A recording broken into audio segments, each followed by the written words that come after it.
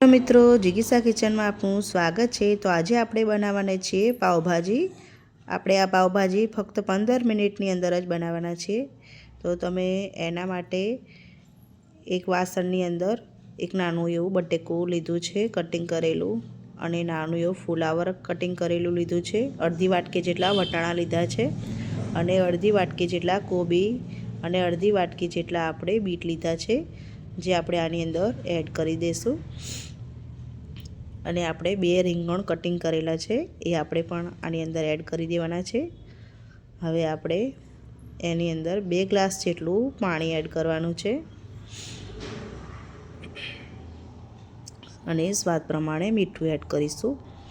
અડધી ચમચી જેટલો આપણે હળદર પાવડર છે એડ કરીશું, અને હવે આપણે આને કુકરનું ઢાંકણું બંધ કરી 2 વિસલ થવા દઈશું। 2 સીટી થાય ત્યાં સુધી આપણે વઘાર તૈયાર કરીશું। હવે આપણે વઘાર તૈયાર કરીશું, તો એના માટે એક વાસણની અંદર 4 મોટી ચમચી જેટલું તેલ લેશું। પાવભાજીની અંદર તેલનું માપ થોડુંક વધારે હોય છે। હવે આપણે એની અંદર 1 ચમચી જેટલું બટર લેશું। બટર નાખવાથી પાવભાજીનો ટેસ્ટ ખૂબ જ સારો આવે છે। હવે આપણે એની અંદર સૂકું લસણ, લીલું લસણ, આદું અને મરચાંની પેસ્ટ છે, એ આપણે 1 મોટી ચમચી જેટલી લીધી છે। હવે આપણે એને મિક્સ કરી દેવાનું છે।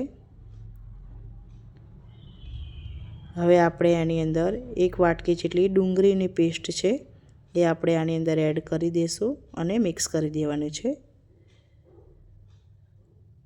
ડુંગળીને આપણે થોડીક વાર માટે સાંતળી દેવાની છે। પછી આપણે આની અંદર અડધી વાટકી જેટલા વટાણા લીધા છે,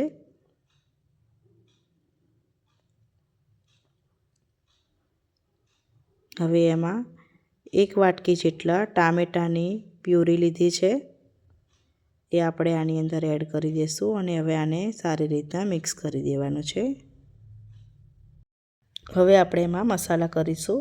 તો 1 ચમચી જેટલો હળદર પાવડર, 1 ચમચી જેટલો મરચું પાવડર, 1 ચમચી જેટલો ધાણા જીરું પાવડર, અને સ્વાદ પ્રમાણે મીઠું એડ કરીશું।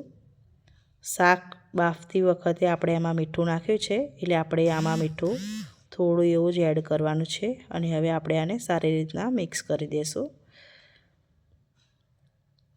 હવે આપણે ઢાંકણ બંધ કરી આને 1-2 મિનિટ માટે કૂક થવા દેશું, જેથી આપણા મસાલા કૂક થઈ જાય। તમે જોઈ શકો છો તેલ ઉપર આવી ગયું છે, એટલે આપણી ગ્રેવી તૈયાર થઈ ગઈ છે। તો આ રીતની ગ્રેવી તૈયાર થઈ જાય એટલે આપણે આની અંદર જે બોઇલ કરેલું શાકભાજી હતું એ આપણે આની અંદર એડ કરી દઈશું, અને મિક્સરની મદદથી આને સારું એવું મિક્સ કરી દેવાનું છે। તો તમે જોઈ શકો છો મિક્સ થઈ ગયું છે। હવે લાસ્ટમાં આપણે 2 ચમચી જેટલો પાવભાજી મસાલો એડ કરવાનો છે। પાવભાજી મસાલો એ આપણે લાસ્ટમાં એડ કરવાનો છે, એટલે પાવભાજીનો ટેસ્ટ ખૂબ જ સારો આવે છે।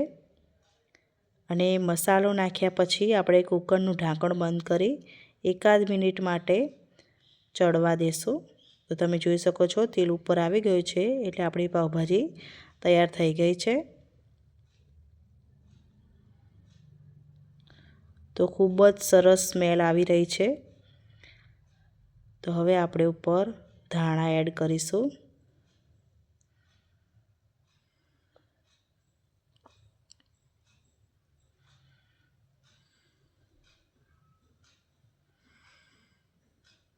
તો ફક્ત 15 જ મિનિટમાં આપણી પાવભાજી તૈયાર થઈ ગઈ છે। તો હવે આપણે એમાં એક ડીશમાં સર્વ કરીશું। જો મિત્રો તમને પણ અમારી આ રેસીપી પસંદ આવી હોય તો લાઈક, શેર, સબસ્ક્રાઈબ કરજો। Thank you.